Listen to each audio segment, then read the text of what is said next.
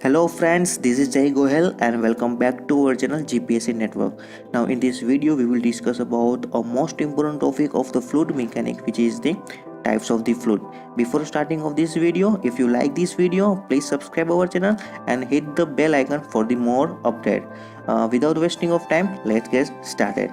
The first of all, the types of fluid, which is divided into two types. First, Newtonian fluid. Second, non-Newtonian fluid, and some of the other types of fluid which is also listed over there. The first, ideal plastic, pseudoplastic, dilatant, ideal fluid, real fluid, thixotropic and rheoplastic, right? The first, which is the Newtonian fluid. What is the Newtonian fluid? If the real fluid obeys a Newton's law of viscosity, then that fluid which is said that a Newtonian fluid. Some of the other definition is the shear stress which is directly proportional to shear strength, then the fluid which is the Newtonian fluid, right? Some of the example which is the water, air, kerosene, benzene, gasoline, alcohol and even glycerin. It is the example of the Newtonian fluid, right? तो यहाँ से question कुछ ऐसे निकल के आ सकता है. तो एक तो आपको डेफिनेशन याद रखनी है फर्स्ट, देन सेकंड याद रखना है हमको उसका example.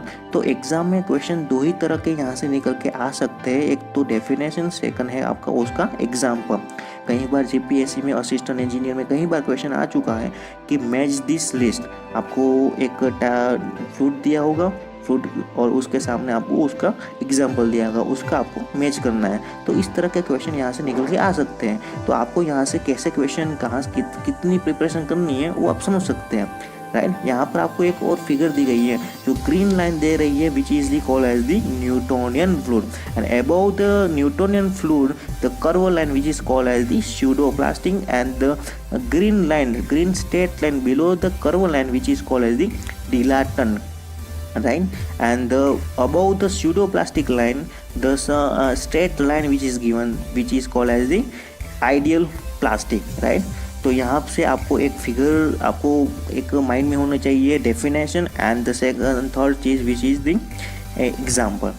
Now second which is the non Newtonian fluid. If the real fluid which is shear stress is not directly proportional to the rate of shear strength or velocity gradient, then we can say that the fluid which is the non-Newtonian fluid. यहाँ पर एक formula भी दिया गया है, tau equal to k du by dy raised to n, where the k which is equal to consistency index and the n which is equal to behavior index, right? And the example, there is a most important thing, colloids, thick slurry, emulsion and plaster, right?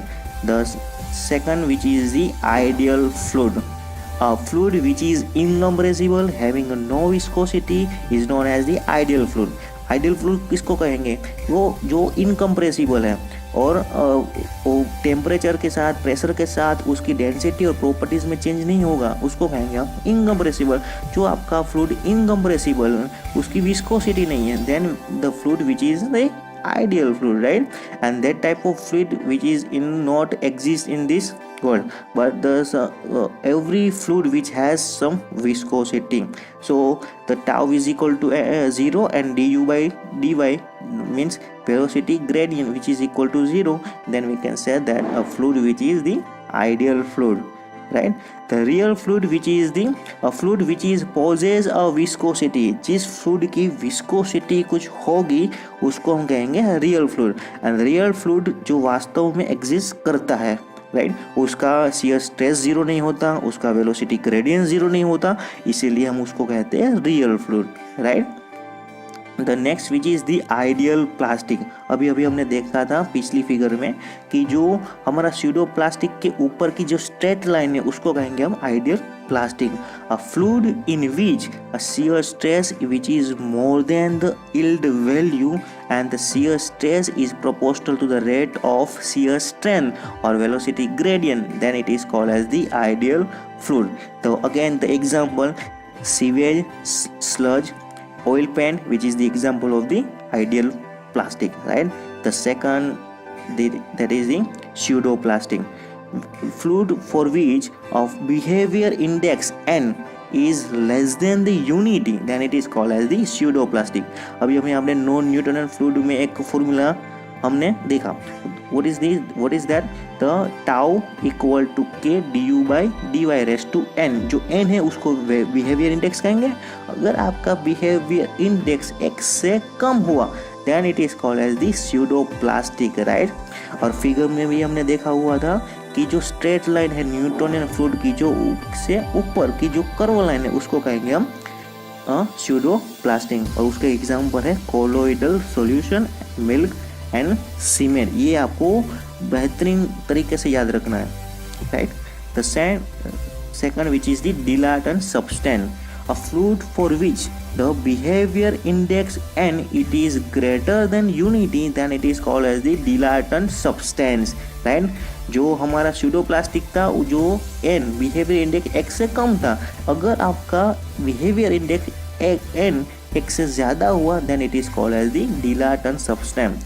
और dilatant substance की एक property यहाँ पर एक हमको समझनी है, वो है जो विस्कोसिटी और डायनामिक विस्कोसिटी है वो इंक्रीज होती है विद इंक्रीजिंग शियर स्ट्रेस, यानी कि dynamic viscosity directly proportional to the shear strength. तो उसका एग्जांपल है concentrate solution of sugar, right? यह बहुत बार एग्जाम में आ चुका है, तो ये आपको प्रिपेयर करना है. The second things which is the thixotropic substance, the fluid which shows a apparent decrease in viscosity with the time. अगर आपकी डायनामिक विस्कोसिटी है जो टाइम के साथ कम हो रही है, डिक्रीज हो रही है, then we can say the fluid which is thixotropic, right? उसका एग्जांपल है जेली पेंट. जेली पेंट है, उसका जो डायनामिक विस्कोसिटी होता है और समय के साथ कम होता जा रहा है. द नेक्स्ट है रियोपेक्टिक सब्सटेंस, राइट? तो रियोपेक्टिक में क्या होता है, जो फ्लूइड है उसकी विस्कोसिटी समय के साथ बढ़ती जा रही है, यानी कि the viscosity which is increase with respect to time, then it is called as the rheopectic. और टाइम के साथ, समय के साथ विस्कोसिटी आपकी कम होगी, देन थिक्सोट्रोपिक, समय के साथ आपकी विस्कोसिटी ज़्यादा होगी, बढ़ेगी, then it is called as the rheopectic substance, right? तो उसके एग्जाम्पल है लुब्रिकेंट्स. जो लुब्रिकेंट्स होते हैं वो रियोपेक्टिक्स में आता है. जिप्सम पेस्ट है, प्रिंटर इंक्स हैं, वो सब रियोपेक्टिक के सब्सटेंस में आते हैं, right? This is the end of this video. If you like this video, please subscribe our channel and hit the bell icon for the more updates. Thank you.